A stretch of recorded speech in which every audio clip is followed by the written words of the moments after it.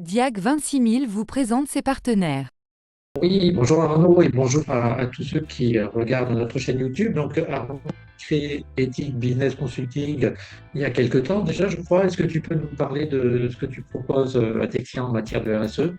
Oui, bonjour. Oui, donc Ethic Business Consulting, voilà, il vient d'être créé récemment. Donc j'accompagne les TPE et les PME réunionnaises dans la structuration de leur stratégie responsable, donc par le biais d'audits et d'obtention de labels, et également dans la mise en place d'une politique de diversité et d'inclusion, et également dans la construction et le déploiement d'une politique handicap dans les entreprises et sur un volet aussi également le fait qu'on est sur une île, sur un volet achat responsable, donc plus lié à la norme ISO 20400. Ah, ben, merci. Oui, alors tu fais partie aussi des partenaires qui sont les plus éloignés de Paris, pratiquement, puisque tu es installé sur La Réunion. Il y a des éléments spécifiques, peut-être, en termes de RSE sur une île. Je crois que tu pratiques aussi d'ailleurs la fresque de l'océan, qui est en rapport peut-être avec la pollution de La Réunion.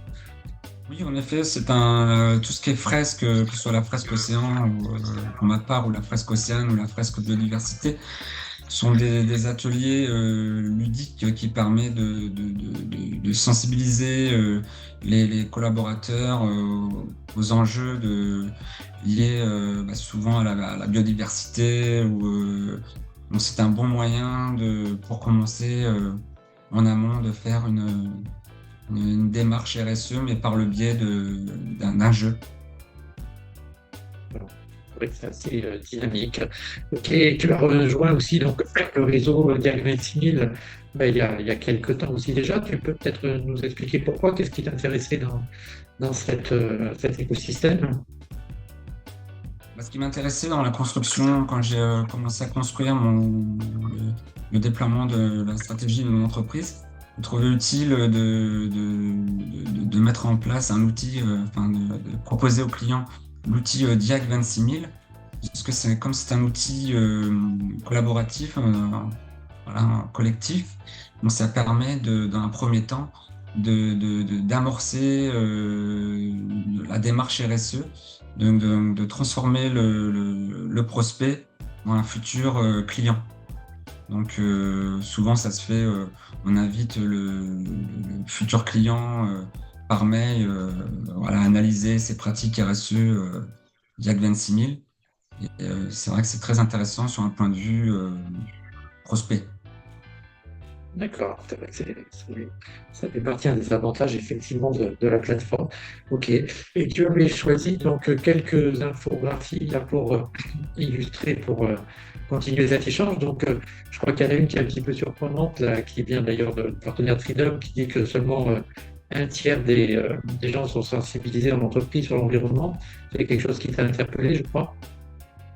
Oui, il me semble que tout ce qui est biodiversité, en général, 52% des Français, des salariés veulent voir leur entreprise engagée en faveur de l'environnement et du climat. Donc, je trouve le fait qu'il y a une méconnaissance des enjeux de la biodiversité en interne dans l'entreprise me semble intéressant de mettre en place une démarche biodiversité dans l'entreprise. Après, pour diverses raisons, sans au niveau de la réputation, donc ça permet de donner du sens à l'activité, voilà, de renforcer, améliorer l'image de l'entreprise, aussi également en termes de réglementation. Donc ça permet aussi d'anticiper voilà, certaines réglementations qui seraient peut-être en faveur de la biodiversité avec ce réchauffement climatique. Puis tout ce qui est aussi au niveau en termes de financement, les banques aujourd'hui sont plus euh, on va dire sensibles à des entreprises qui ont mis en place une démarche biodiversité. D'accord, oui, c'est vrai que c'est important. Oui. Alors, il y avait un autre chiffre qui était plus positif, lui, que tu crois que tu as envie de commenter aussi. Là, c'est au sujet des conditions de travail, cette fois-ci, où il y a 83% des entreprises là, qui ont répondu à des 26 000, en gros, qui sont positives sur cet aspect. Tu travailles aussi, je Oui, crois, sur ce sujet. oui, en effet, c'est très important en termes de performance globale dans une entreprise.